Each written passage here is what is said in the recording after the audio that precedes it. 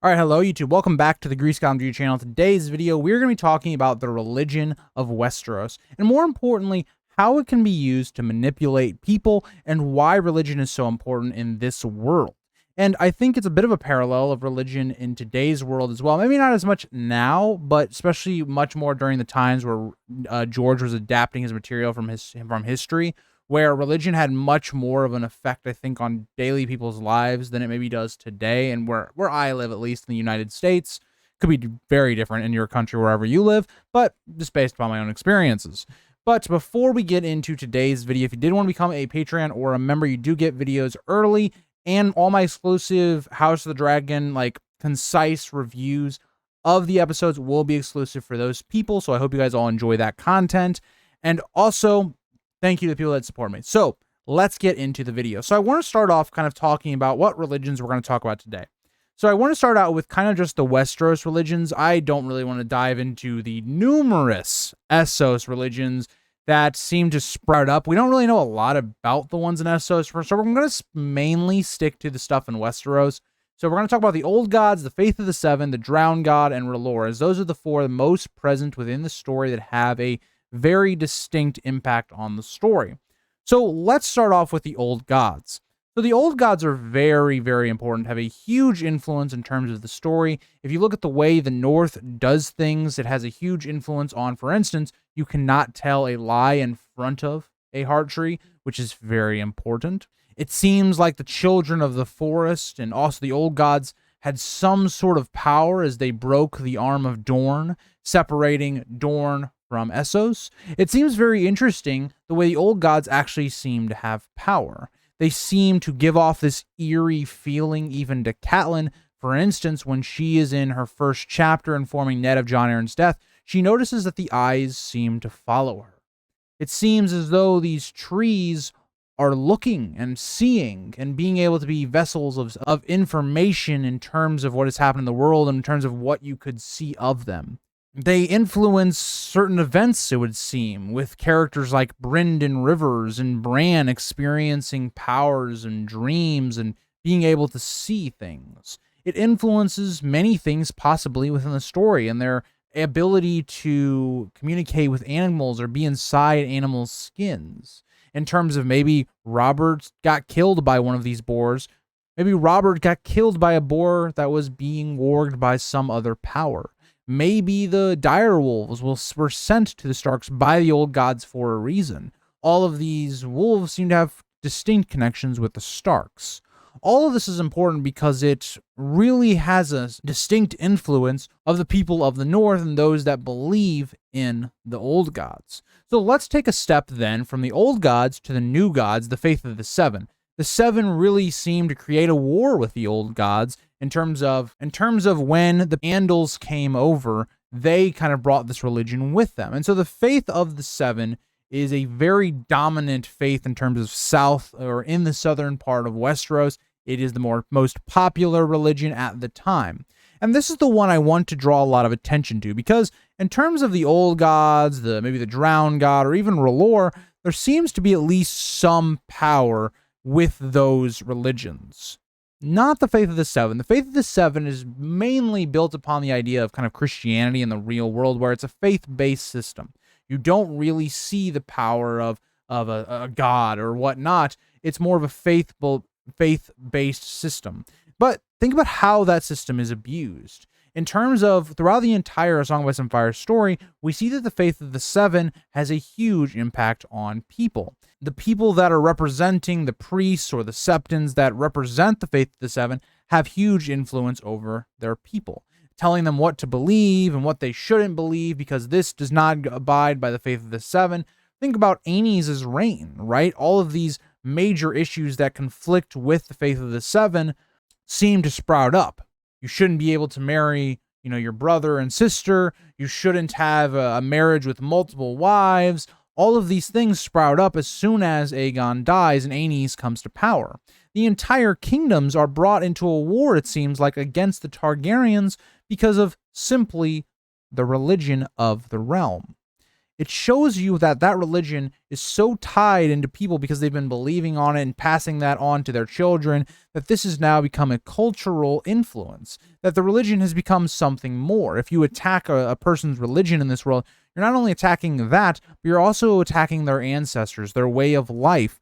And so we see this, that it is mobilized multiple times throughout the history of the story. Whether you want to think about, the wars Maegor has with the faith, or you even want to think about in the main story in A Song of Ice and Fire, where the faith is actively arming themselves against the Lannisters, against these people that seem to have done wrong on them, whether that's Stannis, whether that's Cersei, whether it's the Tyrells, whether it's whoever. The faith have armed themselves and created a position where they are extremely powerful. Think about certain things that are important that need to be done. It is very important that you are blessed by the High Septon, or at least by someone at Old Town, for you to be a legit king. It's very important. Aegon knew that. That's why he has another crowning in Old Town when he basically takes it, or I guess the gates are opened up to him. We see that is super important, because if the people do not view you as being blessed by the faith, well, they're not going to follow you because you don't represent their religion and their way of life. So the faith of the Seven may not have any power in terms of godliness or whatnot. They have power in terms of mass manipulating an entire population against someone. And usually it's not even because of that person being a bad person. It's usually because they're being told to, right? Because of this part or another part. That really is a huge influence that's being shown. Now, the next religion we're going to go against, or we're going to see, is the Drowned God. The Drowned God is very interesting because it seems to be a god of the sea, of the water, that's in conflict with the Storm God. We're not going to talk too much about the Storm God in this video, but it seems to, for the Ironborn, have this power of bringing people back to life even after they've been drowned. Now, that's not really the case. We know that's more that they're actually just performing medical care on people to make them to where they're not drowned anymore, getting the water out of their lungs. It doesn't actually have anything to do with the Drowned God. But even Euron himself seems to be getting this Drowned God on his side, trying to summon Krakens. There seems to at least be some part of this religion that has some sort of power. Now, we also see how the Drowned God affects the way that culture of the Ironborn is. It makes it to where they've twisted this Drowned God into their own culture, where they take from people. They don't trade. They take people and they steal, and they do horrible actions and reaving and all of that. They are basically pirates, more or less, but their religion drives everything that they do. Think about when Balon Greyjoy is offered a crown by Robb when Theon comes to the Iron Islands in Clash of Kings. They're not willing to do that because it goes against their religion and their way of life. So in one sense, where it seems like a very likely idea, hey, let's join up with the Starks, we can take out the Lannisters, and you can gain out a big portion of the kingdom that you'd be able to hold because you have the Stark backing. But no, they do something else that makes no sense, but that's because their religion does not allow for them to take that crown. And it's not even necessarily the religion that's telling them that, but it's the culture that they've built around this religion of the Drowned God. So every facet, every part of the kingdoms has some way that they are more or less manipulated, or at least shown what they should be doing by a religion. It seems that George R.R. Martin heavily wanted to show us that because it's so prevalent within the real world. I myself am just a general Christian, but I still see that religion is very often abused in terms of manipulating a public. And that gets even further when you look at, for instance, R'hllor. Think about what we're seeing in Essos. Now, this video is not really going to be talking about Essos in terms of religion. That's a whole nother rabbit hole. There's like 40 different, I think, religions that are listed for Essos. But in terms of R'hllor is the one of probably all of these that we've seen their powers at work. We know R'hllor is showing things to Melisandre. We know that this god or deity sends something to their servants. It tells them things, but why? It also allows people to be brought back. Why? R'hllor is the one of all of these that I think has the most questions surrounding them because we know they have power. There's been too many situations in the story where they've shown that that power exists. So why would people follow R'hllor? Because it's something that actually is there. there is proof that it does work. Now, maybe it's sometimes manipulated, like someone like Mel. Think about it. Mel manipulates people a lot when it's not really R'hllor sending any type of message to Mel that is true. It's getting other people to sign on board, right? Getting them to manipulate them to go against maybe the threat of the Great Other and the Great War, or this idea of the Azor Ahai, and all of that. So Melisandre, for one, is one of these characters that it inspires fear, but also it inspires people to come to their side. It's a very frowned upon religion within Westeros because I think some people take it too far, right? It seems to be that this R'hllor, or Lord of Light, seems to enjoy burnings. That's what Melisandre does quite a lot in the book. She burns people to sacrifice to R'hllor. So it's seen as quite an extreme religion in a lot of ways, but is that because this religion in itself is bad?